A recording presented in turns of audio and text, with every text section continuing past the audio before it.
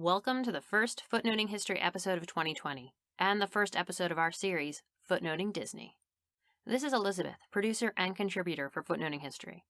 And while in just a minute, Kristin will entertain you with the story behind the Hunchback of Notre-Dame, we want to start the year by sending out a special thank you for listening, and also ask you to consider supporting us through our new Patreon account, as recent changes have raised our production costs.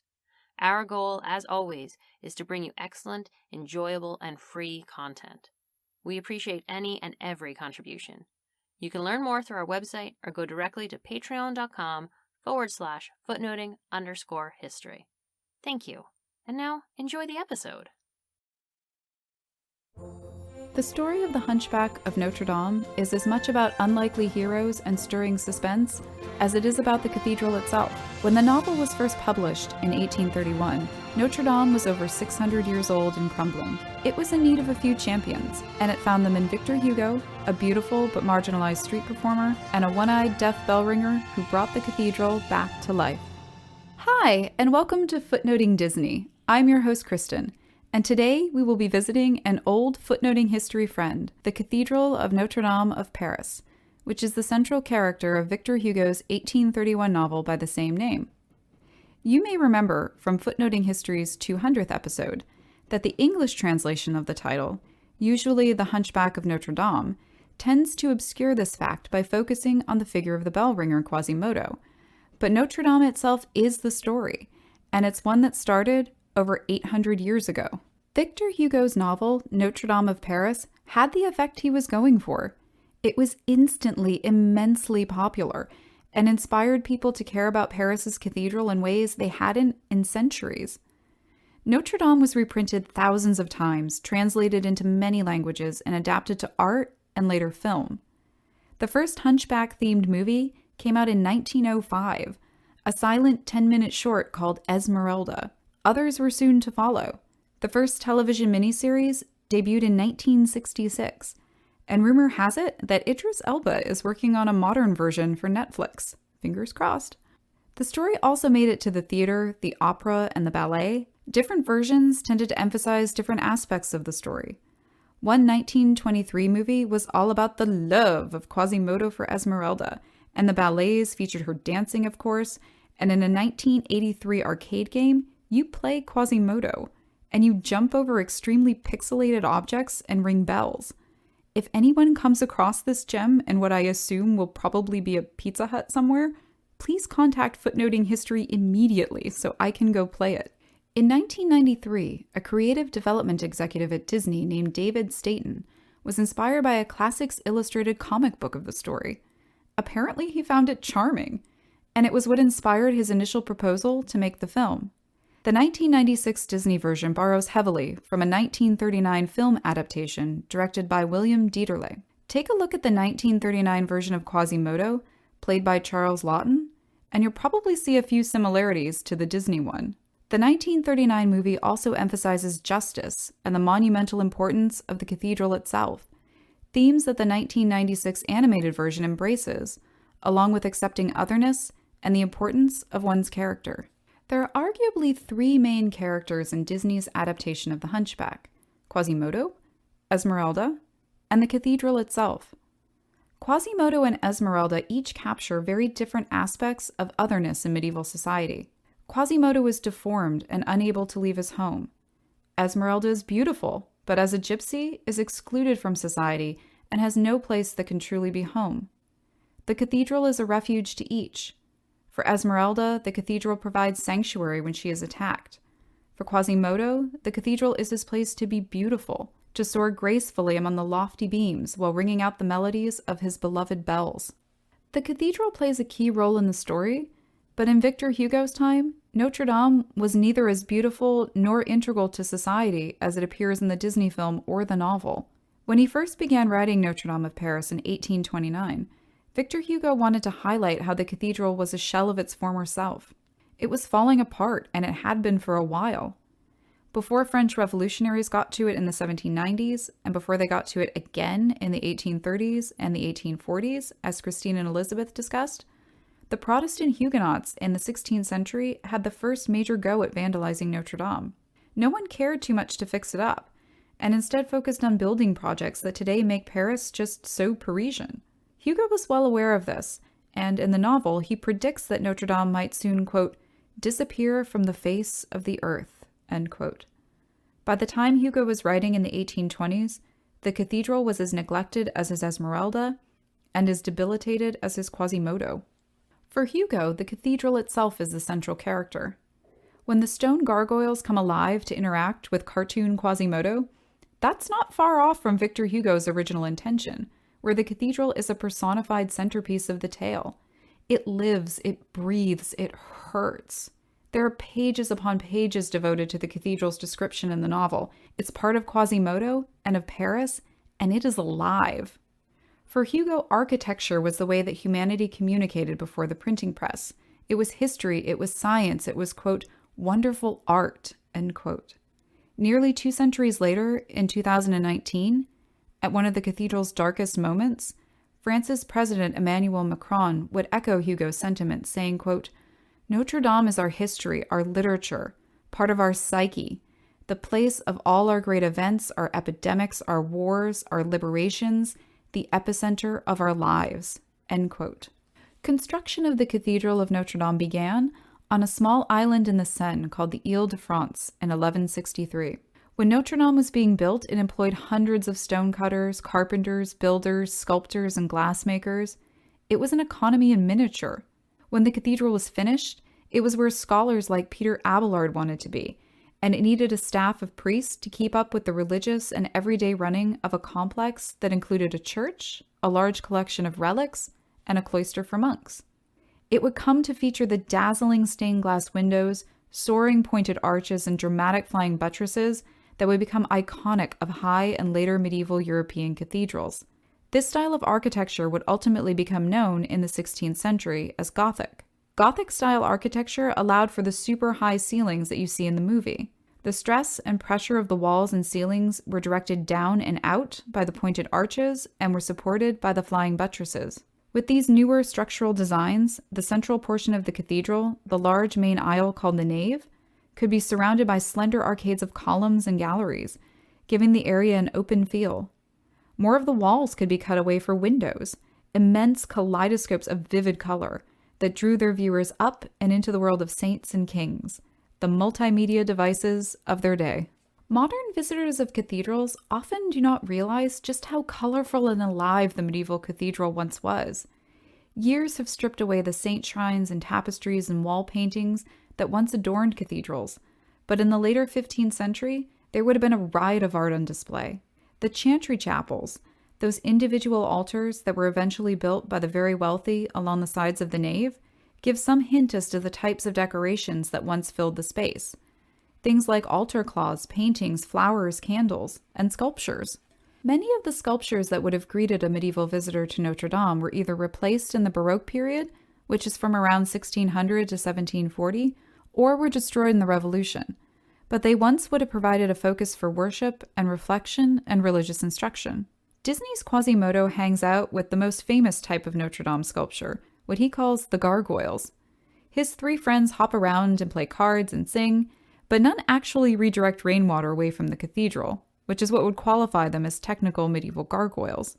More appropriately, they would have been called Grotesques, but we'll give them an artistic pass since they're cartoons.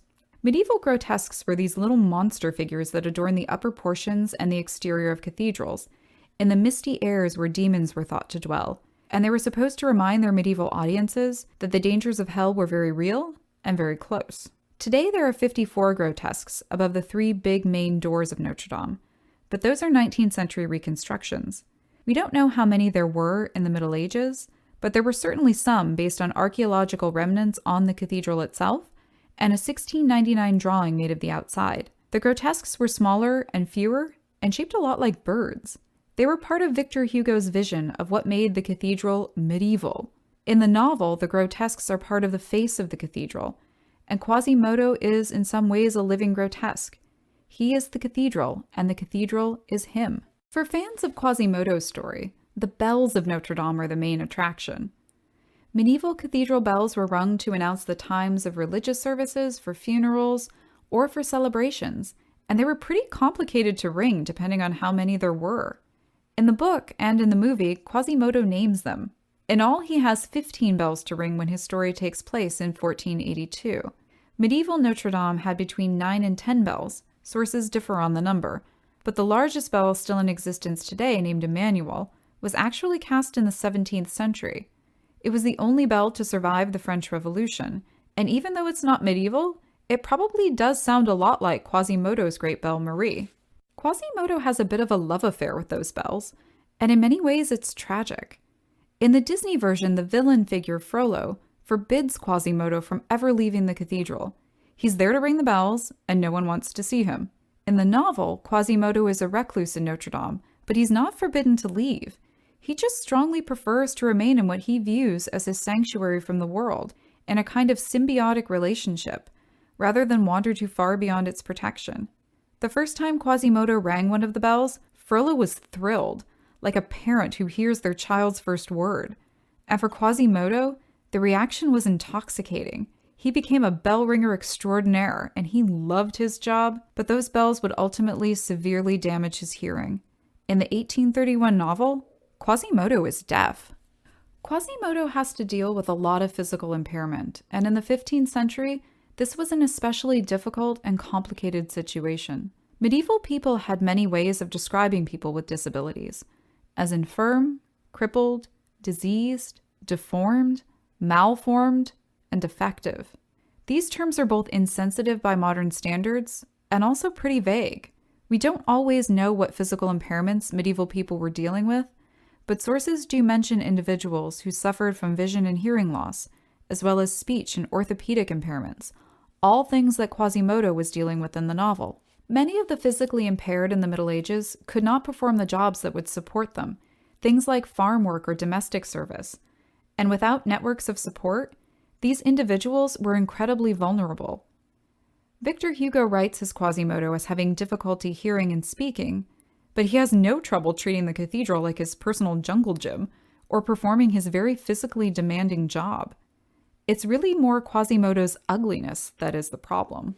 The name Quasimodo works on a few levels. In the Disney version, Claude Frollo, here described as Judge Frollo, reluctantly adopts Quasimodo at the urging of the kindly archdeacon of the cathedral, because Frollo killed his mother. Frollo is horrified by the baby, calls him a monster, and the narrator of the scene tells the audience the name Frollo chose was to emphasize the baby's appearance. Quasimodo, he tells us, means half-formed, that is, half correct. In the novel, Frollo is actually the archdeacon, and he's a much more complicated figure than Disney, who needed an unambiguous villain, makes him out to be. As a young priest, Claude Frollo voluntarily adopts an abandoned baby, left on a small wooden bed in the cathedral called the Foundling Cradle, where it was customary to leave unwanted or orphaned babies in the hopes that someone who is able would take them and care for them. The chapter that immediately follows describes how Frollo lost his own parents to plague, and how he assumed the care of his little brother Jean. Jean does not make an appearance in the cartoon Hunchback, but in the book, he's kind of a brat, who Frollo nevertheless indulges and protects. On the second Sunday after Easter, Frollo is returning from saying Mass at, quote, the altar of the lazy, end quote, and he's thinking about his brother. He sees the screeching, helpless baby, who's being heckled by a group of old women for his ugliness, and his heart, quote, melted with pity, end quote. He thought, hey, if I die, this could be my little brother. I'll take this little guy. Oh, you really are ugly. Huh. But Frollo still takes him, and the day he does is Quasimodo Sunday, which gets its name from a Bible verse used during this particular service. It reads, quote, as newborn babies, desire the sincere milk of the word, that you may grow thereby, end quote. In Latin, the language used by the medieval church, this verse begins, Quasimodo geniti infantes, and that's how you get the name for the holy day and a major character of the novel. Victor Hugo leaves it open as to which of these two meanings the name is meant to relay. It's because of the day Frollo adopts the baby, but he says it could also be to, quote, express the incomplete and scarcely finished state of the poor little creature, end quote. And he goes on to list the large wart over the left eye, the hunched back, and the crooked legs of the baby. Today, some people think that Victor Hugo may have had a particular condition in mind when he wrote the character of Quasimodo. His description of Quasimodo largely matches something called type 1 neurofibromatosis, which is a genetic disorder of the soft tissue in the skeleton, also sometimes called von Recklinghausen's disease. Because the gene that produces the protein that helps regulate cell growth is not working as it should, severe complications can arise. The condition can cause neurological impairment, tumors and bumps near the eye area, larger than average head size, short stature, and bone deformities, and deafness. The medieval understanding of the human body was complicated. There were a lot of competing ideas about what lay behind a person's physicality. Physical impairment could be understood as either a spiritual punishment or a gift, the result of unfortunate planetary influence, or a medical condition. Things like hearing, speech, visual, and orthopedic impairments were treated as illnesses by medieval medical practitioners, who tried to correct what they saw as imbalances in the body. The 2nd century Greek physician Galen, who was still immensely popular in Europe in the Middle Ages, cautioned that the squishy bones of infants were at risk of becoming deformed due to placing them incorrectly in their cribs or wrapping them too tightly in blankets. It's stuff like this, he said, that can lead to the growth of a hunchback. Others wrote that children born under the influence of Saturn were thought to be especially vulnerable to physical conditions that would make it hard for them to walk, and those who were conceived when the moon was in a waning phase were fated to be, quote, infirm, weak, and not virtuous, end quote. This highlights the bridge between physical and spiritual well-being that medieval people very much believed in. An impairment of the soul could, not always, but could, result in an external impairment of the body. Many medieval people looked at the disabled as wearing their sin for all to see, and so they didn't have to feel bad about it. Some of the physically impaired, who were forced into begging, provided an opportunity for others to do good. They were chances to be charitable. And in fact, Frollo does say that by taking in Quasimodo, he was offering up to God an act of charity that he hoped his ne'er-do-well little brother could benefit from. The vast majority of people in the book are not kind to Quasimodo, and their animosity usually turns on their perception of his physicality. To them, he is ugly and deformed, and they are just not prepared to deal. His body is how they know him. And at the end of the novel, it is Quasimodo's crooked spine, his head sitting between his shoulder blades, his one leg that was shorter than the other, his skeleton that identifies him as the bell ringer of Notre-Dame. He is still holding his beloved Esmeralda, who has been hanged. Yeah, you're probably not surprised, but the novel takes a bit of a darker turn than the Disney version. Esmeralda comes pretty close to death in the movie, but it's Disney, so their Hunchback has a happier ending than the original novels, but there are still some similarities. In the novel, Esmeralda still falls in love with a stereotypically handsome prince figure, Captain Phoebus. She still is rescued from Frollo by Quasimodo and claims sanctuary in the cathedral, and there is a final scene featuring the death penalty. However, in the book, Phoebus is a bit of a playboy, and Esmeralda is not saved at the last moment. In neither scenario does Quasimodo get to end up living happily ever after with the woman he has fallen in love with. Esmeralda is described in the book and in the film as a gypsy, a group that is now known today as the Roma. In 1482, when the novel is set, gypsies were new to the medieval scene, and people only started recording them in Central and Western Europe in the first half of the 1400s. The consensus among historians is that the Roma were originally from the Balkans. When the Ottoman Empire expanded, they moved to areas close by, like Greece, but also Italy. This group was referred to by a lot of different names based on where Europeans believe they came from. They called them Egyptians after an area in Greece known as Little Egypt, which is where we get the word gypsy. As the Roma continued to move around, they acquired other names based on their location: Gitanos in Spain, Bohemians in France. But the fabled origin of Egypt remained. Their itinerant, exotic nature was part of their identity. Victor Hugo writes that Esmeralda came to Paris by way of Hungary, then through Spain, and then through the Kingdom of Algiers. Her name and dress are labeled Egyptic. She's a mishmash of cultures that is simultaneously alluring and other with a capital O. The encompassing term gypsy would become synonymous with thievery and dishonesty, something that the Disney version does highlight. "Watch out, child," a concerned mother tells her young son when he gets too close to Esmeralda, who's dancing on the street for coins. "They're gypsies, they'll rob you blind." When the Roma were moving into Western Europe in the 15th and 16th centuries, the economic boom of the 12th and 13th centuries was over. It was now a time of population increase and economic decline, along with religious upheaval and the beginnings of modern state formation. In general, there was a fair amount of change and anxiety. The newcomers were not welcomed. When Victor Hugo was writing, Orientalism was more the game. This was the practice of the Western world imagining the world anywhere east of them, or the Orient, and it was marked by a patronizing tendency to see Eastern cultures as unchanging, undeveloped, and thus easily reproduced and subjugated. The French in particular had been enamored with Egyptology ever since Napoleon, and the Egyptic gypsies fulfilled a similar role. Hugo's Esmeralda, like the Disney Esmeralda, dances, plays the tambourine, wears earrings, and reads palms. Whether or not medieval Roma actually did these things remains an open question, but medieval Europeans certainly thought they did. 19th century Europeans did too. Hugo's Esmeralda is a marginalized figure, but she's also characterized by her exotic beauty, and she is definitely an object of desire. She is kind and compassionate, but she's not actually a gypsy at all. Her name was once Agnes, and she's the long-lost daughter of a French woman named Paquette. She was stolen by gypsies, and they left in her place a, quote, little monster, a hideous, deformed, one-eyed, limping thing, end quote, who of course grew up to be the bell ringer of Notre-Dame. Before he loved Esmeralda, Quasimodo loved those bells. Victor Hugo writes that he, quote, loved them, he caressed them, he talked to them, he understood them, end quote. And when both Esmeralda and Quasimodo's stories end tragically, the bells lose their luster, and the once vibrant cathedral becomes, quote, like a skull. The sockets of the eyes still there, but the gaze has disappeared, end quote. It's some heavy foreshadowing of the state of the cathedral, as Victor Hugo saw it in the early 1800s. But Notre-Dame of Paris reminded its readers of Paris's extraordinary medieval history and its responsibility in maintaining that history. Following the novel's 1831 publication, there was an effort to preserve and renovate Notre-Dame to what it largely looked like until very recently.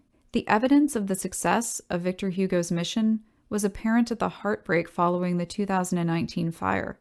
Probably Victor Hugo would be pretty sad about the facts, the damage done and the things lost, the uncertainty still about its fate. But he would also probably be comforted by how the Cathedral of Notre-Dame has been restored to a place of incredible importance. The cathedral, thanks to Victor Hugo, Esmeralda, and Quasimodo, was once again embraced as a symbol of French national identity, and today, as a world treasure. This has been Footnoting Disney. If you like the podcast, be sure to visit our website, footnotinghistory.com, where you can find links to further reading suggestions related to this week's episode, as well as a calendar of upcoming podcasts. You can also like us on Facebook and follow us on Twitter @HistoryFootnote. Until next time, remember the best stories are always in the footnotes.